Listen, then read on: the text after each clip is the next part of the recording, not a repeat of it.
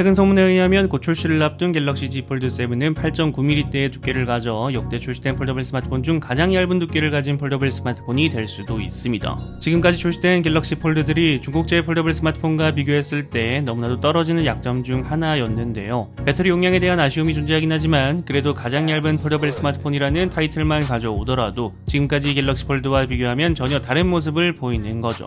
폴더블 스마트폰의 선구자에서 뒤따라가는 입장이 됐다는 게 굉장히 안타까웠는데 갤럭시 폴드가 가진 내구성의 신뢰도와 얇은 두께가 합쳐진다면 적어도 폴더블 폼팩터의 기계적 완성도는 밀리지 않는다는 것을 보여주기 때문에 긍정적이죠. 또 8.9mm대의 두께는 두꺼운 바형 스마트폰 정도의 두께이기 때문에 무게는 좀 무거운 편이긴 하겠지만 그래도 그립감 면에서는 접었을 때 커버 디스플레이를 사용하면서 바형 스마트폰을 사용할 때와 크게 다르지 않은 사용 경험을 제공할 수 있다는 겁니다.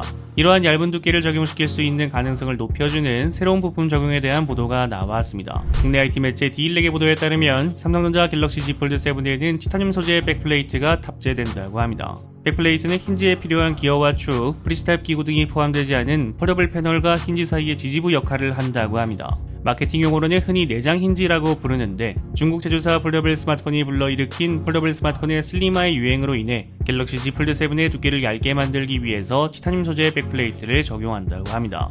다만 슬림화의 유행으로 인해 호불호가 갈릴 만한 요소는 존재합니다. 폴드 7은 두께를 줄이기 위해서 앞전에 출시되었던 폴드 스페셜 에디션처럼 S펜 인식을 위한 디지타이저가 빠질 예정입니다. 갤럭시 Z 폴드 6에 탑재되었던 S펜 인식을 위한 디지타이저의 두께가 0.3mm이기 때문에 디지타이저가 빠지면서 접었을 때 기준으로 0.6mm의 두께를 줄일 수 있게 되었습니다.